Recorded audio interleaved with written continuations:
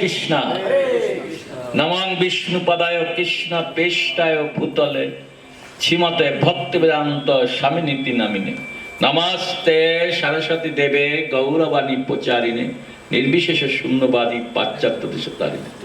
জয় শ্রীকৃষ্ণ চৈতন্য প্রভু নিত্যানন্দ শ্রী অদ্বৈত গদাধর শিবাসাদি গৌর ভক্তবৃন্দ। হরে কৃষ্ণ কৃষ্ণ কৃষ্ণ হরে হরে, হরে রাম রাম রাম হরে হরে। শ্রী চৈতন্য মহাপ্রভু কি, ছচি মাতা কি, ছিল প্রভুপাদ কি। হরে কৃষ্ণ।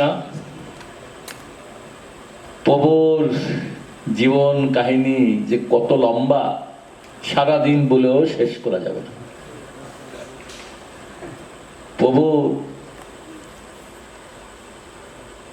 সেই প্রথমে শুরু করেছিলেন সেই সিলেটে যুগলটিলা,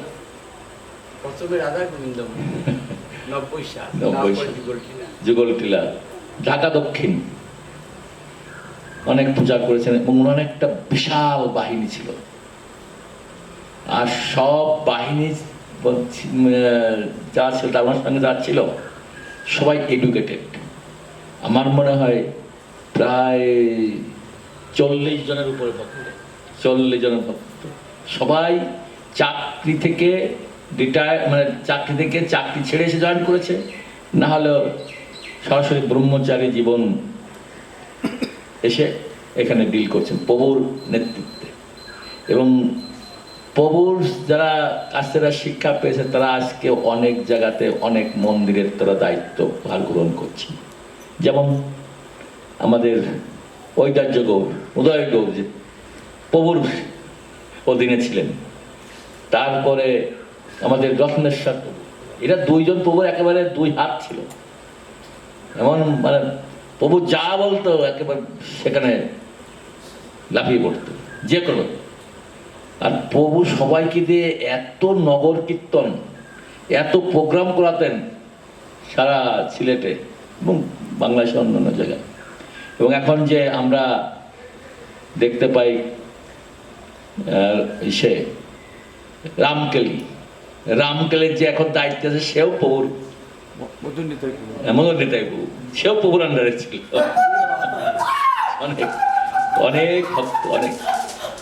যাই হোক, প্রভু এই জায়গা অল্প অল্প করে কিনে একেবারে সব জায়গায় সুন্দর করে ফেলেছেন, সুন্দর একটা মন্দির তৈরি করেছেন।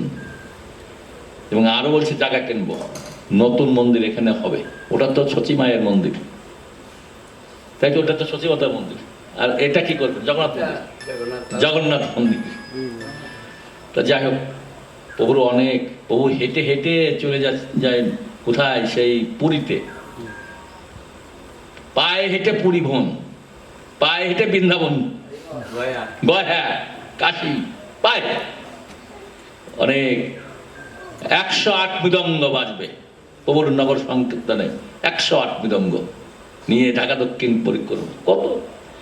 প্রভু এখন শারীরিকভাবে একটু দুর্বল, না হলে ওটা বন্ধ করতেন না, চলতে থাকতো। যাই হোক, ছচি মাতা, প্রভু একেবারে মায়ের চরণে আছেন, ছচি মাতার চরণে।